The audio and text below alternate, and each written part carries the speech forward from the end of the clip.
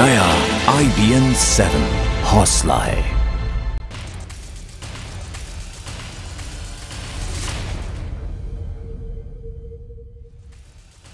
नमस्कार, स्वागत है आप सभी का IBN 7 में। मैं हूं आपके साथ किटी बहल। नमस्कार और मैं हूं आपके साथ हिमानी नथानी। वक्त है हमारे खास बुलेटिन सारा देश 100 खबरों का। और आइए अब शुरू करते हैं हमारा खास बुलेटिन सारा देश 100 खबरें। कल पाकिस्तान के राष्ट्रीय दिवस के मौके पर पाक उच्चायुक्त की ओर से दी गई दावत में भारत सरकार की ओर से विदेश राज्य मंत्री वीके सिंह ने भी शिरकत की, जिसके बाद आए उनके ट्वीट पर सवाल उठने लगे हैं। क्या उन्होंने सरकार के खिलाफ बागी रुख अख्तियार कर लिया है? इधर वीके सिंह ने ट्विटर पर इशारों में नाराजगी जाहिर की है। ड्यूटी के हैशटैग के साथ ट्वीट का ये एक ऐसा काम जिसे कोई इंसान नैतिक या कानूनी वजहों से करने के लिए बाध्य हो। ड्यूटी के हैशटैग के साथ वीके सिंह ने लिखा है कि एक ताकत जो किसी को नैतिक या कानूनी तौर पर किसी कर्तव्य से बांध देती हो। सवालों के घेरे में आए वीके सिंह से इसी के ट्वीट में उन्होंने डिस्कस शब्द के यहाँ ट्वीट किया, जिसके आगे उन्होंने शब्द का अर्थ समझाने के अंदाज में लिखा, तंग करना या घृणा पैदा करना। हालांकि शाम करीब 7:40 पर पाक उच्चायोग पहुंचे वीके सिंह वहां लगभग 10 मिनट ही रुके, लेकिन उसके बाद उन्होंने पूछे गए एक सवाल पर कहा कि वो भारत सरकार के कहने पर वहां गए थे। वीके सिंह पर कांग्रेस नेता मनीष तिवारी ने चुटकी ली। ट्विटर पर उन्होंने लिखा कि अगर वो पाकिस्तान पर अपनी सरकार के दोहरे रवैये से इतने ही खफा हैं तो मंत्री पद छोड़ दें। वीके सिंह के ट्वीट के बाद आम आदमी पार्टी नेता आशुतोष ने हंसी उड़ाते हुए कहा कि बीजेपी और आरएसएस को वीके सिंह के जाने के लिए पाकिस्तान को दोष देना चाहिए, क्योंकि ये मोदी का काम नहीं हो सकता। वीके सिंह के ट्वीट पर जम्मू कश्मीर के पूर्व मुख्यमंत्री उमर अब्दुल्ला ने चुटकी ली। ट्विटर पर उन्होंने लिखा कि पाक नेशनल डे की दावत में वीके सिंह के नहीं जाने की बात सोचना हास्यास्पद है। विदेश राज्य मंत्री होने के नाते डिप्लोमेटिक कार्यक्रमों में जाना उनका काम है। उमर के मुताबिक मोदी सरकार पाक और हुर्रियत के रिश्तों की हकीकत समझ रही है। पिछली बार पाक से वार्ता रद्द करना सरकार का गलत फैसला था। हुर्रियत नेताओं को पाक नेशनल डे की दावत में बुलाने पर विदेश मंत्रालय ने कहा कि भारत पाकिस्तान के मुद्दों के बीच कोई तीसरा पक्ष नहीं है।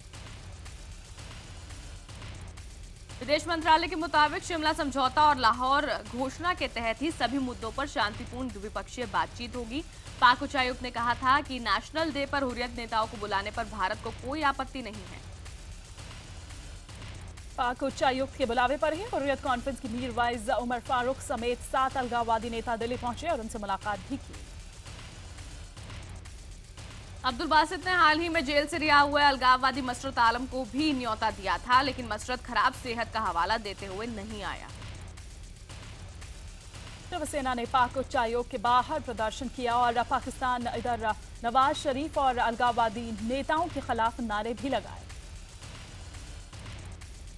वहीं तमाम विवादों के बीच पीएम मोदी ने नवाज शरीफ को पत्र लिखकर पाकिस्तान के राष्ट्रीय दिवस पर बधाई भेजी है। प्रधानमंत्री नरेंद्र मोदी ने ट्वीट किया कि उन्होंने शरीफ को बधाई के साथ लिखा कि उन्हें पूरा विश्वास है कि आतंकवाद और हिंसा से मुक्त माहौल में सभी मुद्दे द्विपक्षीय वार्ता से हल किए जा सकते हैं।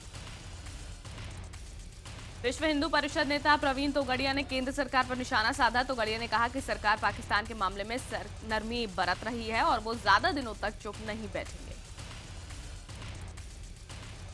इधर तोगड़िया ने जम्मू कश्मीर के मुख्यमंत्री को भी चेतावनी दी। उन्होंने मुफ्ती सईद को चेताते हुए कहा कि वो पाकिस्तान प्रेम बंद करें, नहीं तो कड़ा जवाब दिया जाएगा। दिल्ली में आर्थिक रूप से कमजोर लोगों के लिए 27,000 मकान बनाने की योजना बनाई जा रही है। एक न्यूज एजेंसी ने ये खबर दी है। आज से दिल्ली विधानसभा का 2 दिनों का विशेष सत्र शुरू हो रहा है। आज आम आदमी पार्टी सरकार लेखानुदान का बजट पेश करेगी। केजरीवाल सरकार मई के आखिरी सप्ताह या फिर जून के पहले सप्ताह में दिल्ली का पूर्ण बजट पेश करेगी। प्रधानमंत्री नरेंद्र मोदी ने शहीद दिवस पर पंजाब के हुसैनीवाला में शहीद भगत सिंह, राजगुरु और सुखदेव को श्रद्धांजलि दी।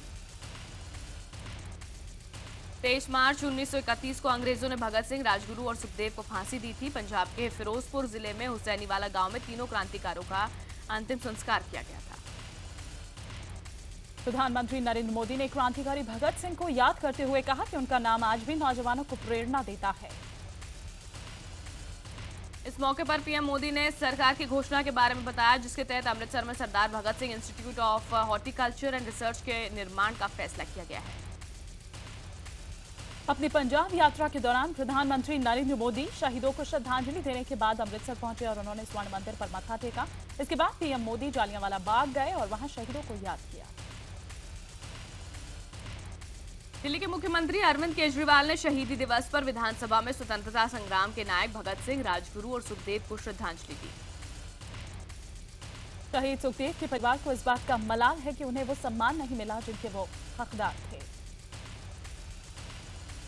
दिल्ली में संघ और बीजेपी की समन्वय समिति की पहली बैठक हुई। सूत्रों के मुताबिक बैठक में संघ ने भूमि अधिग्रहण बिल को लेकर किसानों के विरोध पर चिंता जाहिर की। खबर है कि बीजेपी ने भूमि अधिग्रहण बिल को लेकर किसानों के बीच गलत धारणा को खत्म करने के लिए संघ से सहायता मांगी है। सूत्रों के मुताबिक संघ ने कहा है कि कामकाज में संवेदनहीनता न आए और भविष्य के चुनावों में दिल्ली वाली गलती न दोहराई जाए। इधर गुजरात के जूनागढ़ में भूमि अधिग्रहण न किए जाने का नोटिस मिलने पर एक किसान के दिल का दौरा पड़ने से मौत हो गई। किसान की मौत के बाद गुस्साए गांव वालों ने अपने खून से लिखा ज्ञापन कलेक्टर को सौंपा। अब इस मामले में कमेटी का गठन किया जाएगा, जिसके बाद फैसला होगा। लोकसभा चुनाव में हार का दर्द अभी भी समाजवादी पार्टी अध्यक्ष मुलायम सिंह के दिल पर काबिज है। राम मनोहर लोहिया के जन्म दिवस पर मुलायम सिंह ने कार्यकर्ताओं को कोसते हुए कहा कि अगर पार्टी को 40 से 45 सीटें मिल जाती तो कांग्रेस के साथ सरकार बना लेते। 21 फरवरी को नवी मुंबई के पनवेल में हुए चर्च पर हमले के मुद्दे पर बड़े दबाव के बाद मुख्यमंत्री देवेंद्र फडणवीस ने पुलिस को अल्टीमेटम दिया है और 48 घंटे के अंदर गुनहगारों को पकड़ने के लिए कहा है। आपको बता दें, इससे पहले महाराष्ट्र विधानसभा में विपक्ष ने जमकर हंगामा करते हुए देवेंद्र फडणवीस सरकार पर सवाल खड़े किए। पुलिस ने पूछताछ के आधार पर हमलावरों का स्केच भी जारी किया है, लेकिन 2 दर्जन से ज्यादा लोगों से पूछताछ के बावजूद अब तक पुलिस के हाथ खाली है।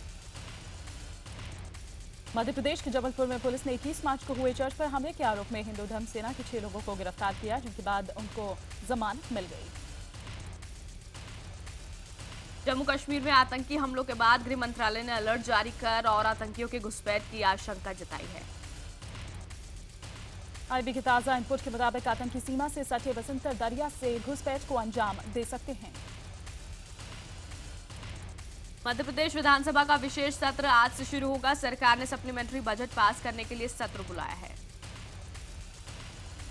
तो वहीं मध्य प्रदेश के व्यापम भर्ती घोटाले में कांग्रेस ने एक बार फिर प्रेस कॉन्फ्रेंस कर मुख्यमंत्री शिवराज सिंह चौहान पर निशाना साधा। दिग्विजय सिंह ने कहा कि शिवराज ने खुद को बचाने के लिए उमा भारती और राज्यपाल को फंसा दिया। दिग्विजय सिंह ने प्रधानमंत्री नरेंद्र मोदी से इस मामले में कड़े कदम उठाने की मांग की है। इधर बिहार के पूर्व मुख्यमंत्री लालू प्रसाद यादव ने बिहार में जारी नकल पर यह कहा है कि हमारे राज्य में नकल की बात नहीं सुनी गई, क्योंकि तब छात्रों को नकल कराने के लिए किताब ही दे दी जाती थी। लालू यादव के इस बयान की जमकर आलोचना हो रही है, लेकिन IBN 7 से बात करते हुए लालू ने कहा कि वो अपने बयान पर कायम है। मैट्रिक परीक्षा में नकल पर विवादित बयान देने में फंसे बिहार के शिक्षा मंत्री ने फिर एक नया तर्क दिया है। उन्होंने कहा कि मेडिकल इंजीनियरिंग से लेकर दूसरे राज्यों की बोर्ड परीक्षा में भी नकल होती है। अपने पिछले बयान पर पीके शाही ने कहा कि सरकार ने कभी नहीं कहा कि वो नकल नहीं रोक सकती। केंद्रीय संसाधन राज्य मंत्री उपेंद्र कुशवाहा ने कहा कि पीके शाही ने बिहार को बदनाम करने का काम किया है। इलाहाबाद में वीएचपी संरक्षक अशोक सिंघल ने कहा कि साध्वी प्राची वीएचपी की सदस्य नहीं है। सिंघल ने बापू पर दिए साध्वी के बयान पर नाराजगी भी जताई। कर्नाटक सरकार ने IAS अधिकारी DK रवि की मौत की जांच CBI से कराने की सिफारिश की है। DK रवि के परिवार समेत पूरी विपक्ष लगातार राज्य सरकार से जांच CBI को दिए जाने की मांग कर रहा था। प्रधानमंत्री नरेंद्र मोदी के स्वच्छ भारत के सपने को पूरा करने के लिए इंडिया इंक ने 1 करोड़ रुपए का फंड दिया है। स्वच्छ भारत अभियान के लिए L&T DLF, Vedanta, Bharti TCS, Ambuja Cements, Toyota, Tata Motors जैसी कई देश की मानी जाने कंपनियों ने भी CSR का बजट इस योजना में खर्च करने के लिए प्रतिबद्धता जताई है। सोशल मीडिया पर कमेंट करने को लेकर सुप्रीम कोर्ट में आज एक अहम फैसला आएगा। कोर्ट आज ये तय करेगा कि सोशल मीडिया पर आपत्तिजनक कमेंट करने वाले लोगों के खिलाफ किस प्रक्रिया के तहत कार्रवाई की जाए। उत्तरकाशी के राजकीय इंटर कॉलेज में शिक्षकों की मिलीभगत से धड़ल्ले से नकल जारी है। विद्यालय में अर्थशास्त्र की परीक्षा में छात्र गाइड और पर्चियां रखकर नकल कर रहे थे। केदारनाथ यात्रा में शामिल होने वाले तीर्थयात्रियों के लिए अब अपना बायोमेट्रिक पंजीकरण करवाना अनिवार्य हो गया है। राजस्थान की बूंदी में किसानों ने मुआवजे की मांग को लेकर जिला कलेक्ट्रेट पर प्रदर्शन किया और मुख्यमंत्री को ज्ञापन सौंपा। सलमान पर चल रहे हिट एंड रन मामले में आज अहम सुनवाई होनी है। बता दें, सलमान की गाड़ी से फुटपाथ पर सो रहे एक शख्स की मौत हो गई। कोलकाता की एक कंपनी ने बॉलीवुड अभिनेत्री शिल्पा शेट्टी के खिलाफ धोखाधड़ी की शिकायत दर्ज कराई है। आरोप है कि शिल्पा ने पैसे दोगुने करने का लालच देकर अपनी कंपनी में 9 करोड़ रुपए के निवेश कराए। मुजफ्फरपुर कोर्ट ने यौन शोषण के केस में एक शख्स को 7 साल की सजा सुनाई है। मुंबई के मलाड इलाके में एक 23 साल की लड़की की लिफ्ट में फंसने से मौत हो गई। लिफ्ट का दरवाजा बंद हो रहा था। लिफ्ट में दाखिल होने की जल्दबाजी में आलिया का शरीर आधा अंदर और आधा बाहर रह गया। आनंदपुर साहिब से अमृतसर के लिए नई ट्रेन चलाई गई है। रेल मंत्री सुरेश प्रभु ने ट्रेन को हरी झंडी दिखाकर रवाना किया। रेल मंत्री ने कहा कि इस नई ट्रेन की शुरुआत होने से इन दोनों शहरों में जाने वाले श्रद्धालुओं को काफी सुविधा मिलेगी। समारोह में उप मुख्यमंत्री सुखबीर सिंह भी मौजूद रहे।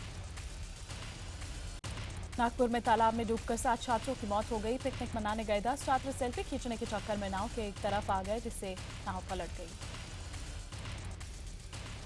बिहार के गोपालगंज में आशा कार्यकर्ताओं के 9 सूत्रीय मांग को लेकर जमकर हंगामा किया। प्रदर्शनकारियों ने मानदेय और सुरक्षा संबंधी मांगों को लेकर एडीएम को ज्ञापन सौंपा। राजस्थान के उदयपुर में अवैध निर्माण को गिराने का सिलसिला जारी है। इसी कड़ी में नगर निगम ने हाथीपोल इलाके में बहुमंजिला इमारत को ध्वस्त कर दिया। पटना सिटी के अगमकुआं थाना क्षेत्र में सब्जी मंडी में आग लगने से लाखों रुपए की संपत्ति जलकर खाक हो गई। छत्तीसगढ़ के दंतेवाड़ा में हथियारबंद नक्सलियों ने खदान क्षेत्र में काम कर रहे पानी टैंकर को आग के हवाले कर दिया। नक्सलियों ने भगत सिंह का शहादत दिवस मनाने के पोस्टर भी लगाए। मथुरा पुलिस का एक शख्स को बेरहमी से पीटने का वीडियो सामने आया। पिटाई के बाद पुलिस ने उसे धमकाकर भगा दिया। पुलिस ने गोवर्धन परिक्रमा के लिए एक श्रद्धालु को चोरी के शक में पकड़ा था, लेकिन तलाशी में उसके पास कुछ नहीं निकला। दिल्ली के बादली में बीच सड़क पर एक युवक ने महिला को चाकू से गोदकर उसकी हत्या कर दी। युवक ने महिला के पेट में चाकू से 5 वार किए। सोमवार शाम करीब 4 बजे इस बीच हुए सड़क हादसे में इसमें कोई भी महिला की मदद को आगे नहीं आया। पुलिस का कहना है कि 30 साल की महिला अपने पति और बच्चों से अलग आरोपी युवक के साथ बादली में रह रही थी। बलात्कार मामले में फंसे नारायण साईं और आसाराम पर एक और आरोप लगा है। इस बार उनके खिलाफ मिले दस्तावेजों की जांच कर रहे सूरत के एक आयकर अधिकारी की मां को धमकी दिलवाने का मामला सामने आ रहा है। दस्तावेज की जांच कर रहे तुलसीनाथ सूरत की मां को किसी ने फोन करके कहा कि अपने बेटे को समझा लो। हालांकि धमकी देने वाले ने नारायण साईं का जिक्र नहीं किया। राजस्थान के बाड़मेर में सीमा सुरक्षा बल के जवान ने कमांडिंग ऑफिसर पर मानसिक और शारीरिक प्रताड़ना का आरोप लगाया है। दिल्ली से सटे गुड़गांव में गैस सिलेंडर फटने से बड़ा हादसा होते हुए टल गया। इस हादसे में 2 महिला और 3 बच्चों समेत 10 से ज्यादा लोग घायल हो गए। यह हादसा गुड़गांव के रविनगर का है, जहां किराए के मकान में रहने वाला शख्स बड़े सिलेंडर से गैस छोटे सिलेंडर में भर रहा था। इस दौरान घर में बने मंदिर की जो ज्योत थी उससे सिलेंडर ने आग पकड़ ली। पटना में सड़क दुर्घटना के बाद गुस्साए लोगों ने जमकर बवाल काटा। गांधी मैदान इलाके में तेज रफ्तार 4 पहिया वाहन ने बाइक सवार को टक्कर मार दी, जिससे वो गंभीर रूप से घायल हो गया।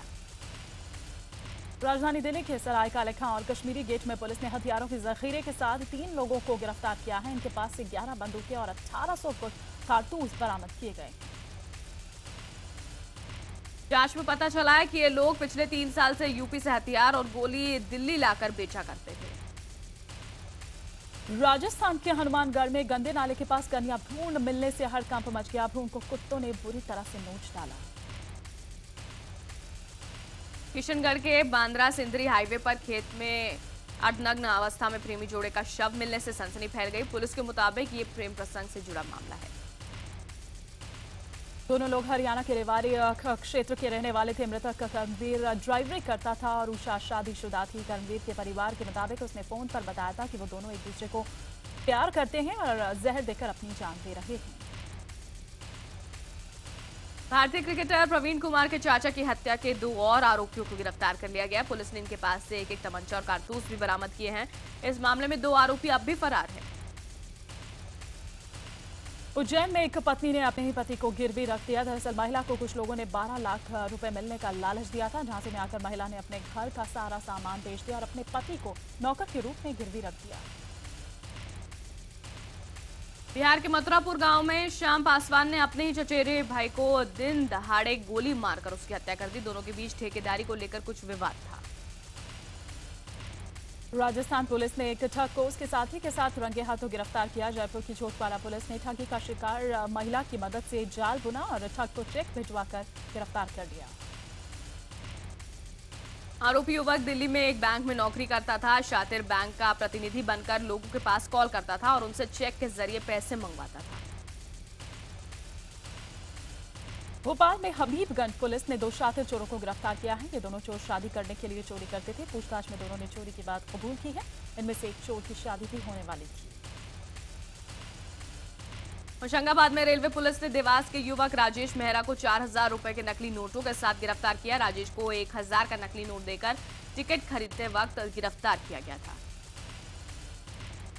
दरभंगा पुलिस ने सोमवार को झांसी के शातिर ठग आशुतोष जैन को गिरफ्तार कर लिया। आशुतोष एक होटल में नौकरी के लिए 2 युवकों का इंटरव्यू ले रहा था। उसके पास से 10 बैंक्स के ATM कार्ड्स, कई कंपनियों के फर्जी कागजात भी मिले।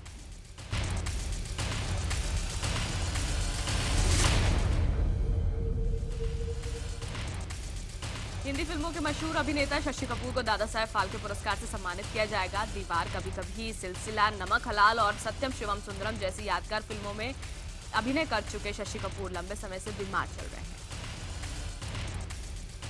विराट को वर्ल्ड कप में चीयर करने के लिए अनुष्का शर्मा सिडनी पहुंच चुकी हैं। कल रात कोहली और अनुष्का ने साथ में डिनर किया। उनके साथ क्रिकेट खिलाड़ी मोहित शर्मा भी मौजूद थे। रेस्टोरेंट टीम इंडिया के होटल से कुछ ही कदम की दूरी पर था, लेकिन सड़क पर फैंस से बचने के लिए कोहली और अनुष्का टैक्सी में सिक्योरिटी के साथ होटल तक गए। और इधर शाहिद कपूर इस साल दिसंबर तक शादी के बंधन में बंधने जा रहे हैं। खबरों की माने तो शाहिद कपूर ने जनवरी में मकर संक्रांति के मौके पर दिल्ली की मीरा राजपूत से सगाई कर ली है। सुभाष घई की फिल्म राम लखन की रीमेक में सिद्धार्थ मल्होत्रा और आलिया भट्ट को साइन कर लिया गया। सिद्धार्थ मल्होत्रा राम के किरदार में नजर आएंगे जो जैकी श्रॉफ ने निभाया था। वहीं आलिया भट्ट माधुरी दीक्षित का किरदार निभाती नजर आएंगी। कृति सनन जल्द ही रोहित शेट्टी की फिल्म में काम करती हुई नजर आएंगे, जिसमें शाहरुख खान भी हैं। कृति के दोस्तों ने उनसे जिद की है कि वो उन्हें शाहरुख खान से मिलवाएं।